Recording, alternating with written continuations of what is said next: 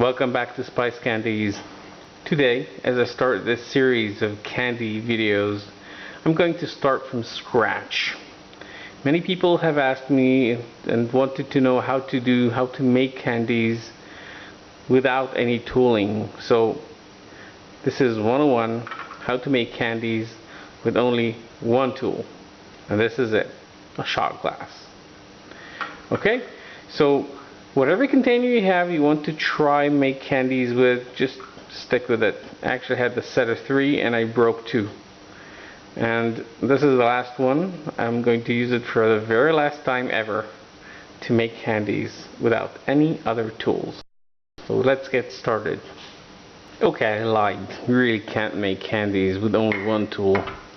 But the other tools are standard. You need a spoon, a long handled spoon, and a small pot. It doesn't matter what kind of pot you use. Whatever pot you use is going to be just fine. You'll just have to adjust to it. But that's it. Trust me. No tools, no thermometers, no nothing. Bare hands, wits, and that's it. First of all, we'll need some sugar.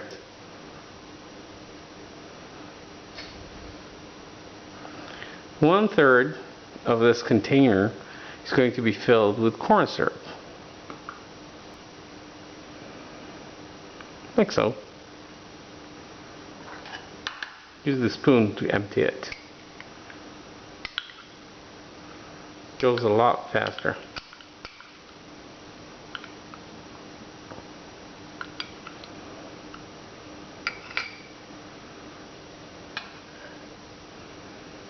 Another third is going to be filled with water. That's it. We're done with our tool. This is a starter candy, right? So we have no special tools. We can't weigh our ingredients and make sure the flavor is standard along the length. Whenever we make a new batch, it'll have the same flavor.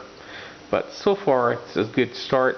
Just use it, go along with it. So this is cinnamon. And this is a spoon from Madrid, which I've just recently visited, and I really enjoyed it. And if you try to look through a camera, you do something like that, instead of doing something like that. Okay, so this is our cinnamon. I do sift my cinnamon, but you don't have to. It's going to be nicer though, not to have chunks of coarsely ground cinnamon. So let's put these aside, because we're going to incorporate these later and discuss what I'm about to do. I'm going to start cooking it, okay? On high heat, on a small burner, and I'm going to take samples over time. Okay, I'm going to take a drop of candy over time and test it. So I'm going to show you how I'm going to start the burn, but not take the samples because I have only one camera, okay? I have the other one, it's in the shop downstairs, taking more important footage. It's not fair to say that. It's taking footage of other projects I have. So let's get started. I'll put it on the stove and we'll get started. Smallest burner, high heat. Give it a good stir.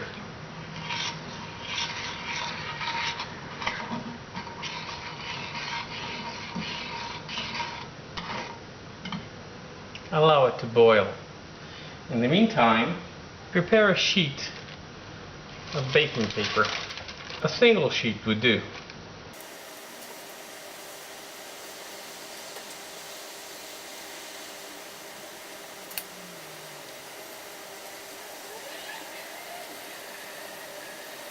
Make sure the pot is exactly centered to the flame. It's not bulging this way or that way, it has to be centered. Okay, if you have a problem, look this way, look that way, and you'll know.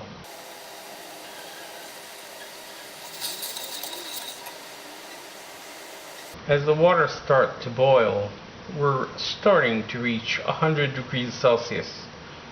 Now this has not dissolved fully, so we're roughly at 90 degrees Celsius. Don't worry about it, just let it boil. Now as time progresses and you've got more experience with it, you can just take a look, stir it, feel the resistance, the thickness of the candy, and you'll know the right temperature without needing a thermometer. So I know we're running at around 100 degrees Celsius right now. It's very runny, very liquid. And you can see that not all of the sugar has dissolved. Assuming you have no idea what is going on and you have no idea what the temperature is, the right time to start taking samples is more or less now. Now, I'm not saying it's not going to be rock hard candy. Not at all. Absolutely not. But if you're not so sure, lower the heat a bit. Just take it off the heat. Set it to a medium temperature. And from time to time, give it a good stir and take a small drop as a sample. I'm going to do it on the marble in a minute, but the way to do it is to stir it, as I said, allow a small drop to fall on the parchment paper, on the baking sheet, and then allow it to cool. You can blow on it to cool it faster, but the marble beneath it will cool it even faster than that. So let's move the camera from this viewpoint to the marble surface, and I'll show you what I'm doing there, because it's just going to be a matter of taking a sample like that every, say, 2 minutes or 1 minute, depending on how you're afraid to burn your candy. And don't be afraid to burn it, just don't do one thing. It's just one thing you cannot allow yourself to do. Don't forget about it, because when this totally burns into a dark charcoal-like pitch, it's going to be really a mess to remove. Trust me, I know. So if you caramelize your candy, that's fine. That's a part of the learning curve. Just don't overdo it. Okay? Let's move on to my fake marble surface and see what we can do there. Okay, I hope you can see that. I may actually add the cinnamon ahead of time just so you can see it. But this is the drop. Now I can flatten it and blow on it and cool it. But as you can see, it's very liquid, very sticky. Okay, and it is cool. I can touch it without burning myself. So it's not ready yet. It's not in the hard crack stage. Let's keep on going. Time has passed since, so I'll take another sample now. Okay, let's drip another drop. Okay. Now this is boiling hot and you don't want to get burned by that. So unlike me, don't do that far away from the pot. You're in risk. You can move it on the marble and allow it to cool faster. Now I don't know if you can see that, but there are tiny drops of air at the bottom. It's really nice. So try and touch it carefully, because if it's hot, it's going to be clinging to your fingers and it's going to burn. So if you can see, I'm touching it. It's not that hot. It's about 60 degrees Celsius.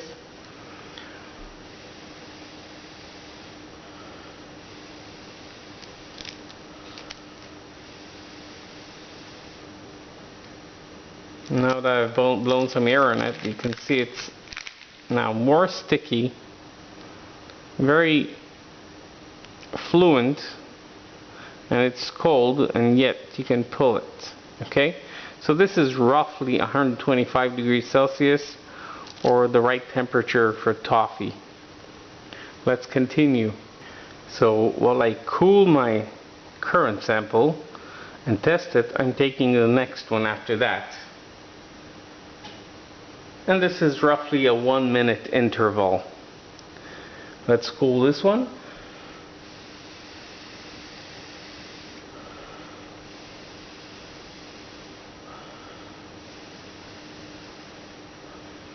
Try and flatten it.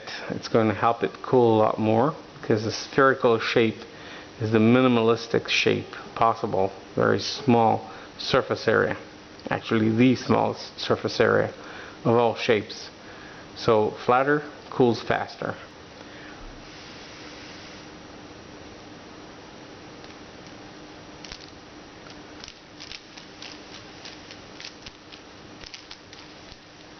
Okay, first sign of success, we're getting there.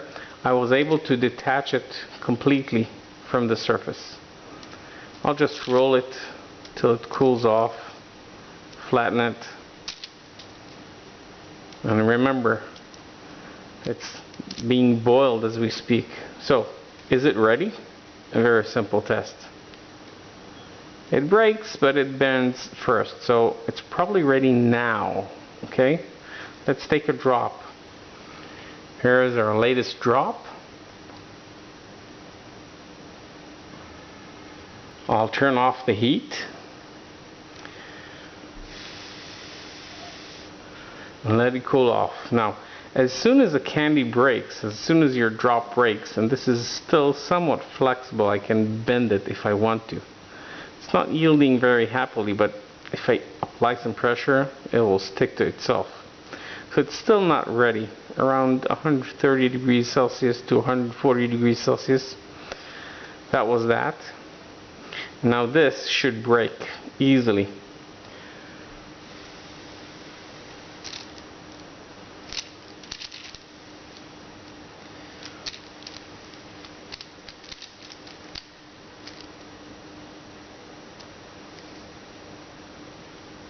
I'm rolling it to a bead.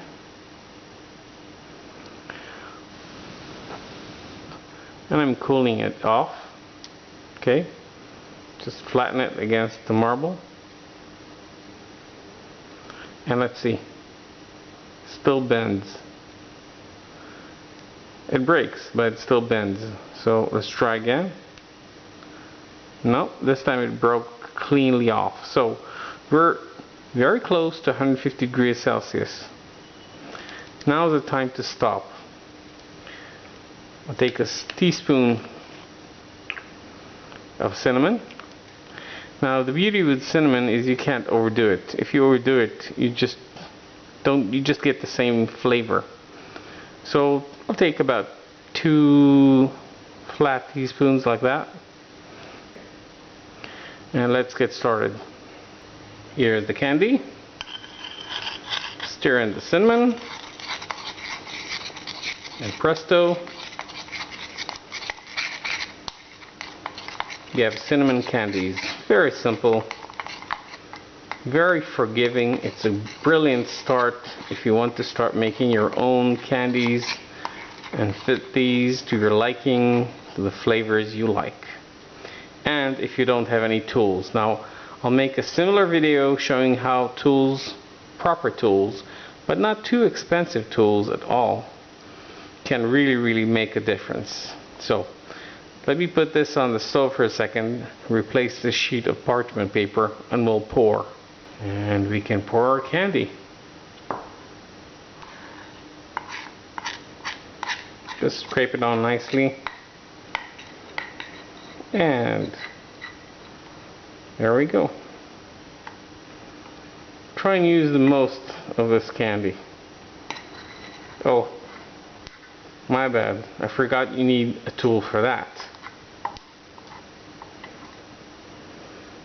Force of habit, I guess. Don't worry, I'm not going to use something you don't have. So the pot is in the sink, it's full of water, dissolving the candy, so we can reuse the pot in a minute. In a few minutes actually, it does take time. The candy is cooling. Now at 100 degrees Celsius, let's say 90 to 110 degrees Celsius, it's going to really get rock hard. So you can find this plain aluminum sheet that is 2 millimeters thick, and the width doesn't really matter, whatever you have. About a foot long, 30 centimeters. This one is about 40, doesn't matter. So this is what I normally use, and my constant subscribers know that. But I'm going to use something else. This is a cheap Chinese cleaver. We'll just Make sure you don't touch the blade and harm yourself. Just use the back end. Now, if you try and use the sharp end, you're going to get the lip, the tip of it, really hot, and the candy is going to stick to that. Use the back end. The thicker the knife, the better. Okay? Let's use something else.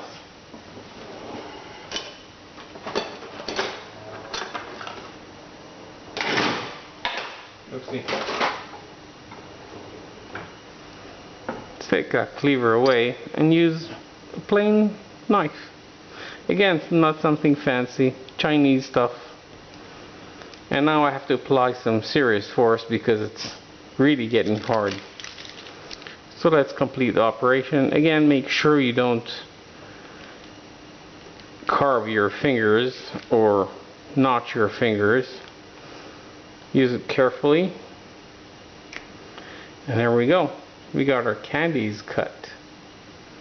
So from now on, all we have to do is just wait and just break it. I'll show you that in a minute. Okay, our candy has cooled and I washed my hands and I want to touch it, but even after you dry your hands with a towel, it's still slightly moist. Just wave your hands, get all the moisture out of it, because this will suck it in and you'll have really sticky candies. It just takes 20-30 seconds and we're done.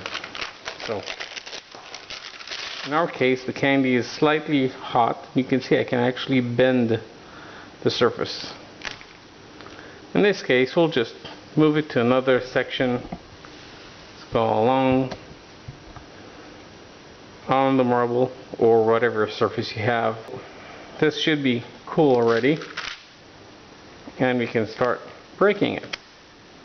Still somewhat flexible, still a bit hot, but you'll get used to that. Trust me. They can break our candies. So now we have separate candies, and I'm pretty sure these candies taste quite well. We'll do the test in a minute.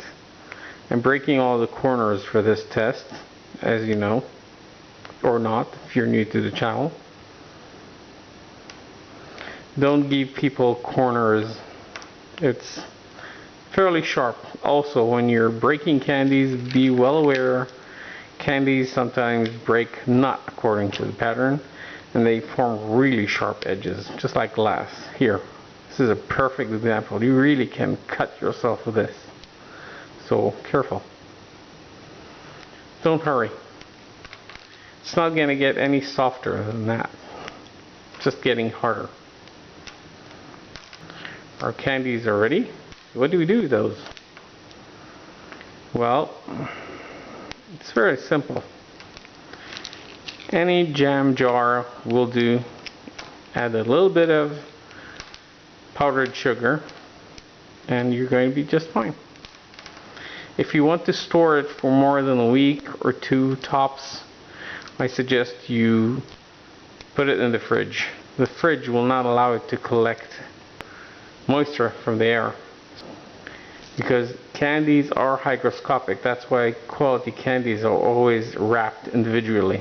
So we said something about the test, right? So let me drop that.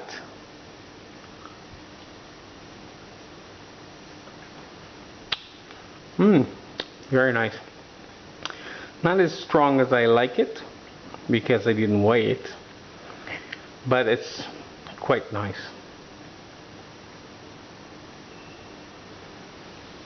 Okay. If you can, as you can see, it's getting stickier already. Simple solution. Powdered sugar. Powdered sugar contains starch, and starch is another hygroscopic element. It's an element, of course.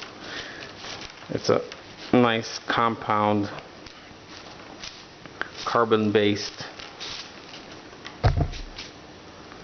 molecule that is soaking water nicely. So now that our candies are separated, nicely coated, and they're not soaking moisture out of there that fast. We can move these.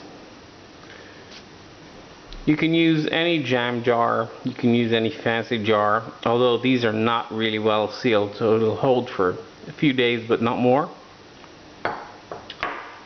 In my case, I'm giving those away.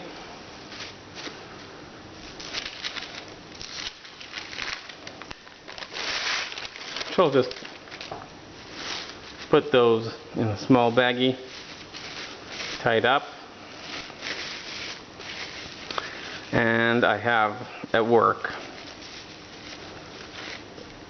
a jam jar, so I don't need to carry one another for the road. As you can see, it's plain and simple. You can make these candies without any effort. It takes about 20 minutes. I know it's been a long video. I had to explain stuff. It does take time. So this is my 101, and in the next video I'll show you how to make candies in a lot easier and more controlled fashion.